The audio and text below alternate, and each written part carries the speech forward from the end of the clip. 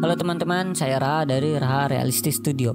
Oke, ini adalah video pembukaan saya sebelum ke video tutorial selanjutnya. Oke, yang pertama adalah perkenalan.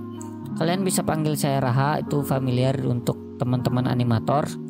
Kemudian background atau pengalaman kerja.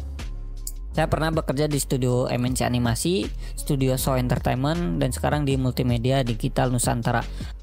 Itu adalah ketiga studio yang pernah bekerja selama kurang lebih dari pengalaman 7 tahun ke belakang ya, walaupun sebenarnya ada freelance lain juga sih. Oke, project yang sudah dikerjakan adalah Kiko series, movie Kiko in the Deep Sea, Bima Satria Garuda, Dinda Novi, Bong, Kongsinit, Titipo, dan mini MBT, saya biasa nyebutnya MBT. Kemudian Santiago itu dari Nickelodeon. Kemudian Cocomelon, tahulah Cocomelon yang di YouTube. Kemudian Mental Cardboard nih, keren banget. Kemudian Lorong Waktu, Sia, dan freelance lainnya. Jadi saya juga kadang ngambil freelance selain dari kerjaan di studio animasi saya. Kemudian apakah itu animator ya? Animator adalah seniman yang menciptakan ilusi gerakan, feel, rasa hidup pada karakter atau lainnya. Garis bawahi, untuk saya sendiri itu berkesimpulan animator adalah memberikan feel pada karakter yang kita kerjakan. Feel itu apa sih? Kayak rasa gitu ya.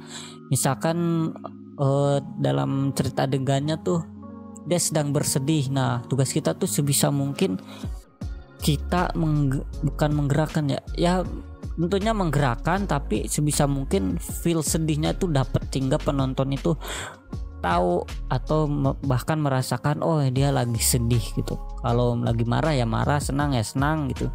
Bukan hanya menggerakkan saja. Jadi kurang tepat ya, terlalu basic gitu. Sebenarnya yang paling sulit adalah memberikan feel, apalagi secara senatural mungkin. Itu level tertinggi sih. Oke, kemudian apakah peluang menjadi animator Indonesia sangat baik, sangat bagus? Tentunya sangat bagus, sangat baik sekali ya. Karena kenapa? Yang pertama adalah minat tinggi. Makin kesini tuh minat masyarakat untuk menjadi animator itu semakin bagus gitu ya, ketimbang dulu zaman saya itu misalkan ditanya kerja apa animator gitu, kayak dianggap remeh gitu, kayak apaan sih animator bikin video anak-anak gitu. Sebenarnya ya luas, animasi itu bukan bikin video anak-anak juga, dan juga susah bikinnya, emang kira gampang gitu. Intinya sih kalau sekarang tuh bikin animasi itu ada value lah. Kemudian komunitas berkembang ya, makin kesini tuh komunitas animasi itu semakin luas, semakin baik, berkembang, semakin besar, makin baik gitu. Jangan sampai toksik. Kita harus saling support gitu, jangan pelit ilmu lah, bagi-bagi aja. Walaupun katanya takut tersaingi, nggak akan ada tersaingi karena kemampuan tiap orang tuh tergantung pribadinya. Walaupun teorinya sama, gurunya sama, jam belajarnya sama, itu hasilnya beda-beda tergantung dari kerja keras kita ya guys. Teknologi berkembang cepat. Kita contoh dari visi. Zaman saya tuh dulu zaman tabung, saya pernah ngalamin komputer tabung dari netbook sebelum laptop. Saya sebelum punya laptop, netbook dulu. Kemudian download tutorial harus ke warnet, harus numpang wifi di sekolah sampai malam gitu. Kalau sekarang kuota udah murah, kemudian spek PC termasuk terjangkau gitu. Belum lagi dengan banyaknya ilmu-ilmu di internet. Kalau dulu saya sampai bela-belain seminar-seminar.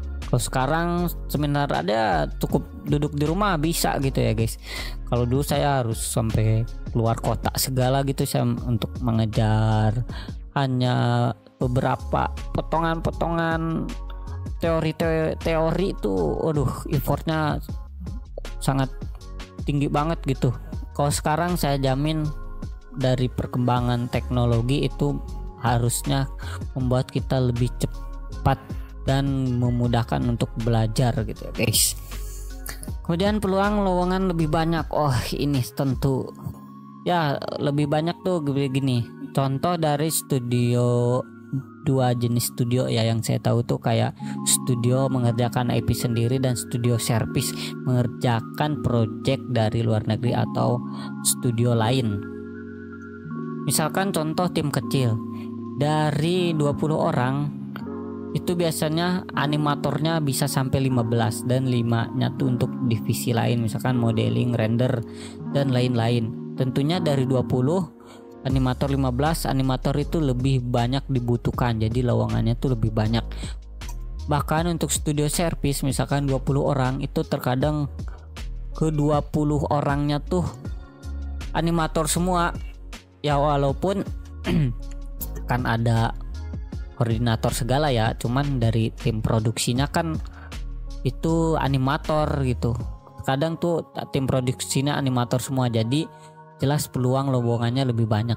Karena saya sendiri kenapa jadi animator awalnya karena susah masuk, bukan susah masuk, nganggur lah.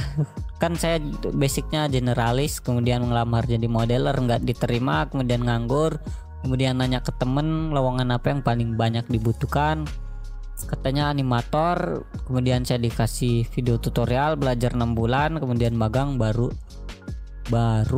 masuk ke studio animasi. Dan emang betul lowongan untuk animator tuh lebih banyak.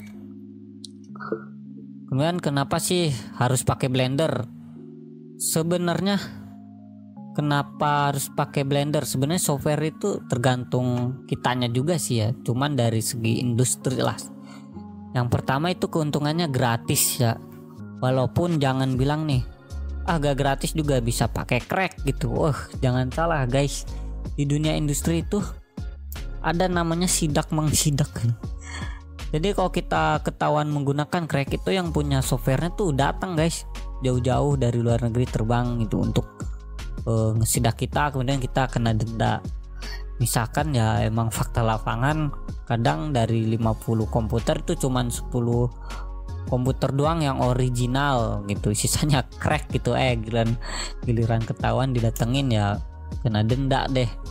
Makanya kalau gratis itu lebih aman ya, walaupun kita sebagai karyawan mah nggak pusing ya gitu kan, yang nanggung itu adalah kantor. Cuman ya mungkin kantor lebih happy lah kalau gratis, lebih tenang gitu.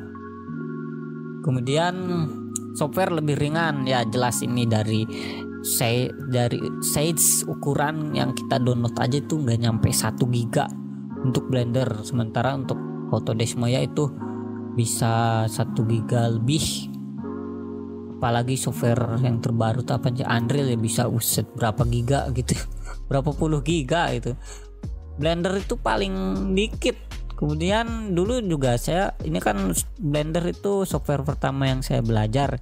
Dulu saya belajar di netbook bukan laptop ya. Netbook tuh lebih bawah lagi dari laptop, itu udah bisa dipakai. Ketimbang kalau install Maya tuh nggak bisa dulu guys, karena nggak kuat gitu. Kemudian serbaguna ya, serbaguna semua software juga bisa serbaguna sih. Cuman di Blender kan bukan serakah ya, emang gimana ya, video editing bisa, compositing bisa, 2D animasi bisa. Coba jadi kalau kita menguasai full Blender itu kita udah bisa membuat karya bener-bener dari nol tanpa software lain gitu. Kemudian Blender 3++ mampu menyaingi software lainnya. Blender versi baru saya sangat yakin itu kedepannya, mungkin bukan kedepannya, mulai sekarang aja udah bisa menyaingi software lain yang udah ngehits dari zaman dulu ya guys. Karena upgrade-nya tuh sangat wow gitu. Ya walaupun banyak upgrade membuat saya pusing nih, harus belajar lagi nih, dari interface-nya aja beda. Cuman ya teknologinya, add-ons-nya, nodes-nya itu fitur-fiturnya tuh lebih canggih lagi gitu.